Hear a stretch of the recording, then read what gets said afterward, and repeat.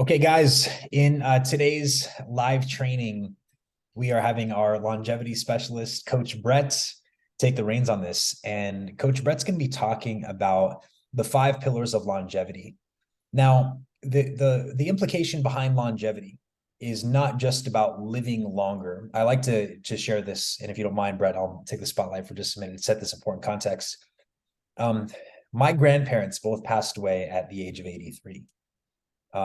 And you might think like, oh, wow, they both lived a long life. That's great. My grandfather, by the time he was 65, was almost completely immobile. He spent 18 years in either a wheelchair or walking with a cane in chronic pain. On the contrary, my grandmother, again, same age, she passed away 83. Up until 6 months before she passed away, she was going to the gym. She was going on cruises. She was going to Disneyland. And this is all up until the last year of her passing away. And she lived 18 years longer of robust health than my grandfather did. Such to the point when shortly before she was passing, she was like, I'm not ready to go. 2 years before my grandfather passed away, I was visiting him. He was living in a assisted living facility. And I was like, hey, Grandpa, how are things? And he literally just said, I just want to die. So when we talk about longevity, this powerful explanation, powerful example that this isn't just about living longer. This is about the quality of your life. So what Coach Brett has done is, number one, been the perfect example here. You're 58, right? Yep. 58 years young, living with some of the most robust health out of anybody I know who's in their 50s, late 50s even. Brett jokingly messaged me sometimes, he's bench pressing, dumbbells that are like 90 or 95 pounds, which is more than I can do. And he's just a beast, an overall beast. This guy's got arteries of a 25-year-old or so.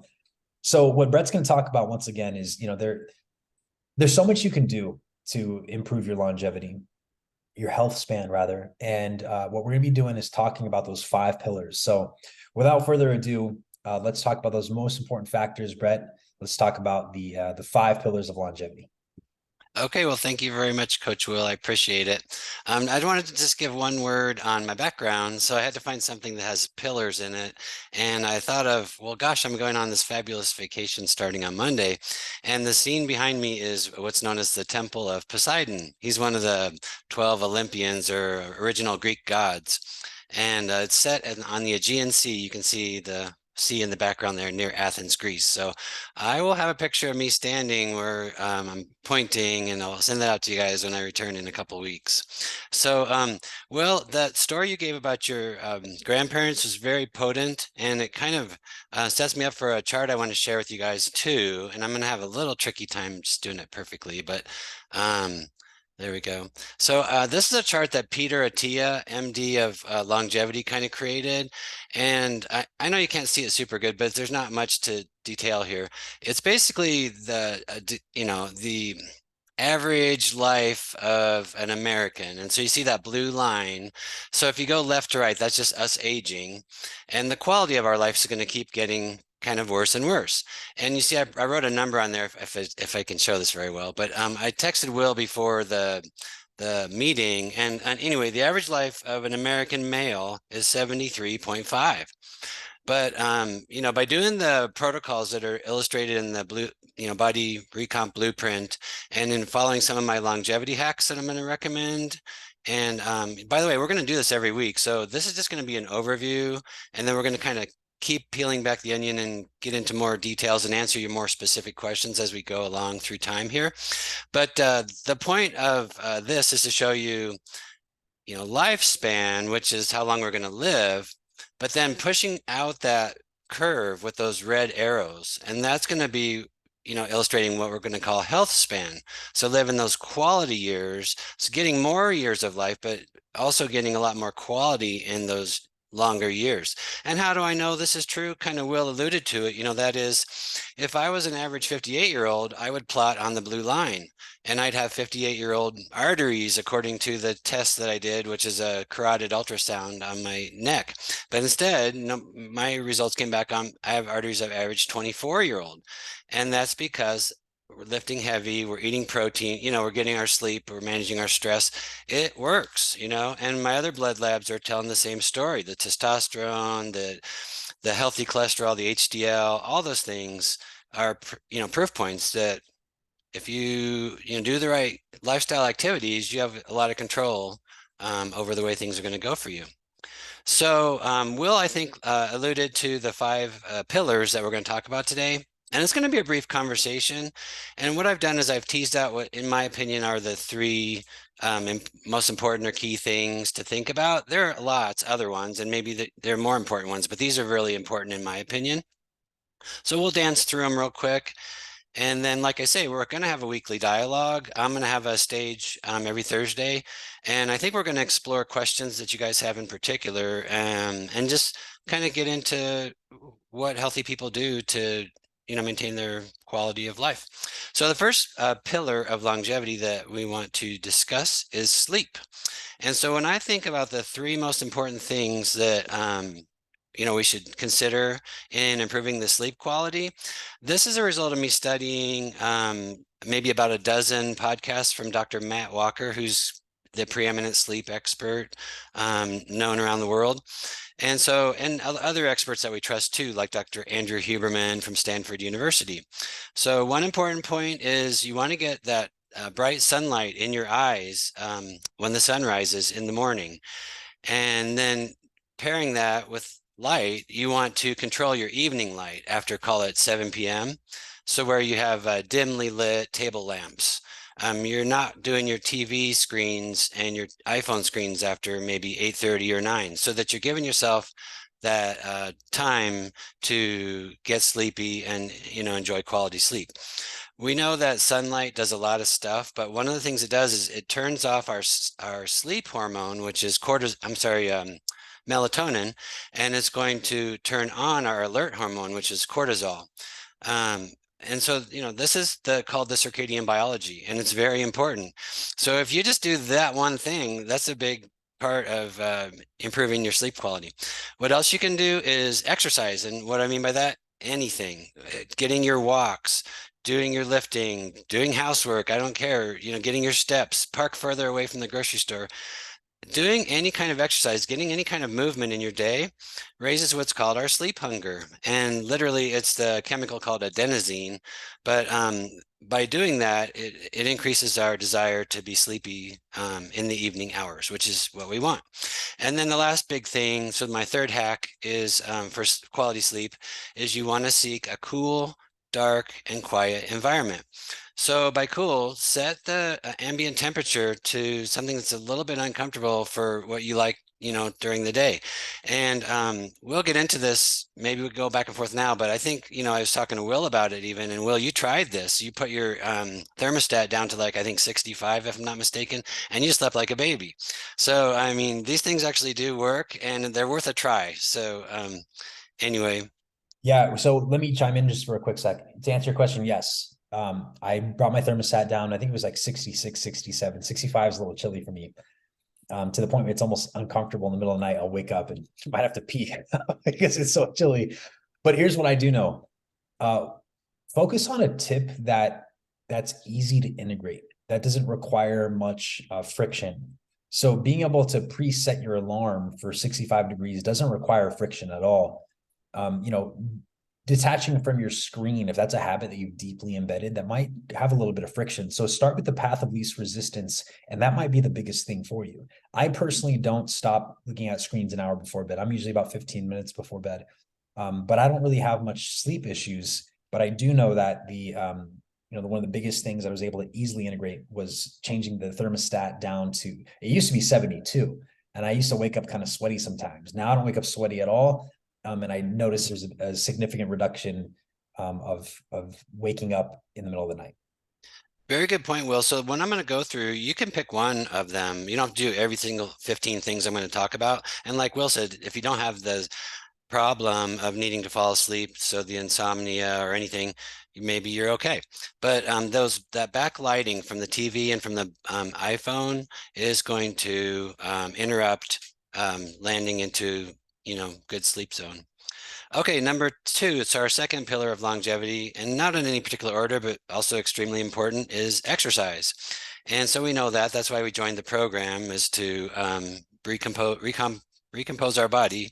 And so what are my top three hacks I'm thinking of? One is called Zone 2 Cardio.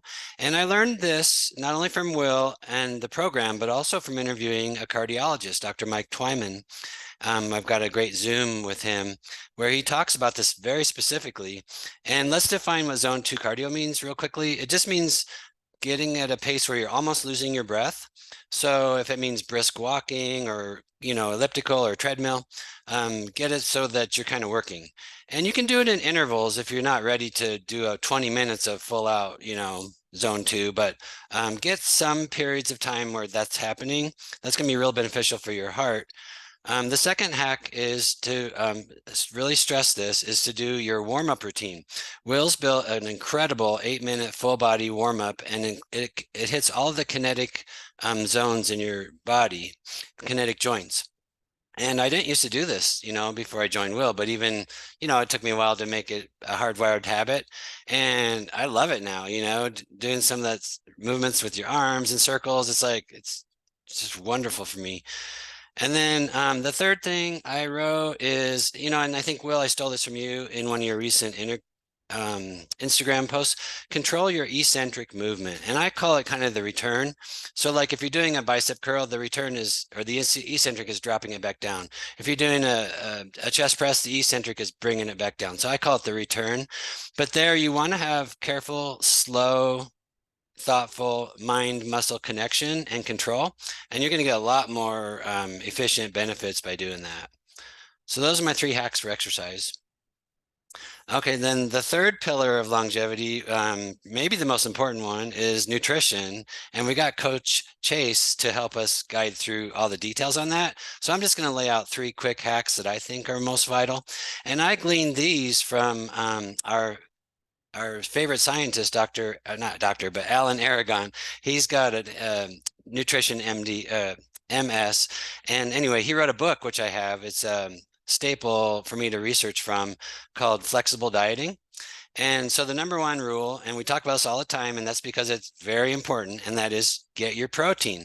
And there's kind of three really quick things to say about that. You want to strive for 1 gram of protein per pound of target body weight. So if you're targeting to lose a little bit, go for 1 pound of that number, trying to gain a little bit the other way. The other thing is really try and get evenly timed doses of your protein. So it's a little bit harder if you wait and put it all in one load, but try and get it evenly across your meals. And then thirdly, people asked this question and Alan addressed it, and that is pre and post workout timing of your protein really isn't that important. It's the very least important of those three things. Hack number 2 for nutrition, eat plants. And I don't mean, philodendrons and or whatever plants, veggies and preferred fruits. And so for me, there's a list that Chase and Will made for us on the program for preferred fruits. What's that mean? So we're trying to keep our fructose a little bit lower for various reasons. My go-tos for my preferred fruits are apples and frozen berries. I'm having an apple every day after my park walk. I'm having blueberries in my yogurt every day, as my evening snack. And then third, I alluded to this in my post today on the app, strive for maintenance calories. And you can tweak it with slight surplus and deficit as needed by talking to Coach Chase and Coach Will. But there too, you don't want to cut your calories way down thinking that's how I'm going to lose weight, because that's not going to serve you very well. So those are my 3 hacks for nutrition. And then moving on, I want to talk next about stress management. And, this is actually really important. We don't maybe talk about it enough. And there's some really important things that we can do that'll be very beneficial and strategic for controlling this. One is get exposure to sunlight.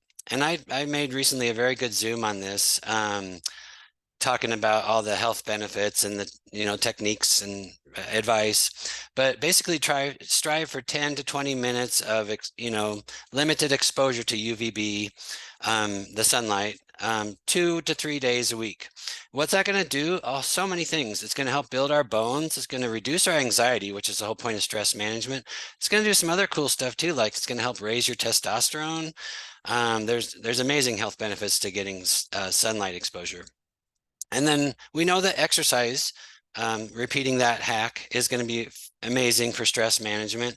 So when you're walking in nature, when you're lifting, there's chemicals released that make you happy and control your anxiety and make you feel better. So this is gonna be an amazing hack for you for managing your stress. And then my third one, which I go to all the time and I can't live without it, is social connection. So what do I mean? I don't mean social media and news. Heaven's sakes, no, that does not. Get away from the news. Be connected to humans, be laughing, be smiling. That is the best way to melt stress that there is, in my opinion. And then the fifth pillar is a pillar. It's our fifth one. I think it's generally widely recognized as important, but it's probably far less important than the first four that we discussed. And it's going to be supplementation. So vitamins, it's things like that.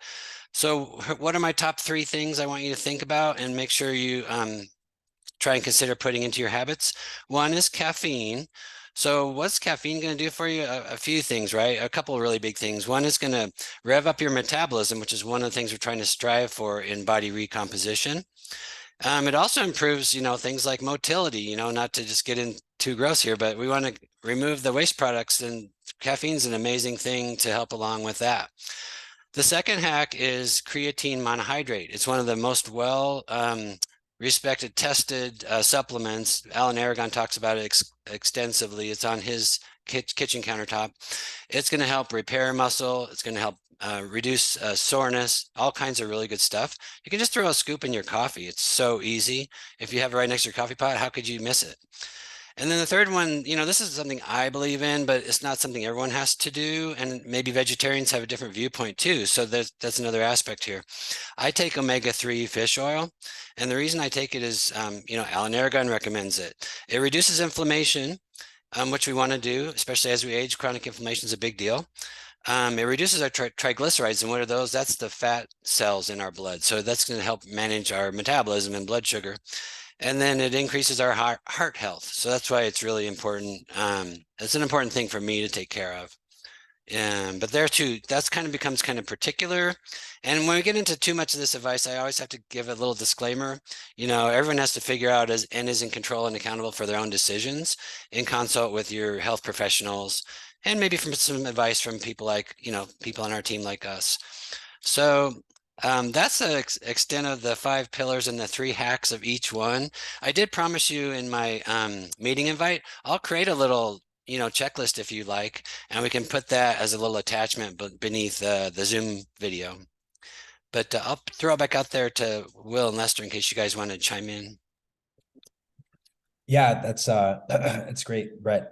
What I love about all these pillars is this isn't just like hypothetical. These aren't just like randomly thrown together because it's like, well, here's what I think I should do. It's all based off of science. It's all based off of decades of research, from sleep quality to the benefit of protein consumption. This is all well-researched, documented, science-based information. What you've done here is simply just synthesized it into just some very key distinctions that anybody could and should focus on.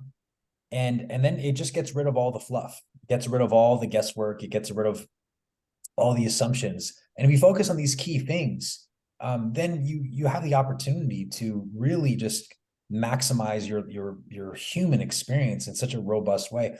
And there's a quote by Socrates, and I don't know it's exact, but he says something to the effect of,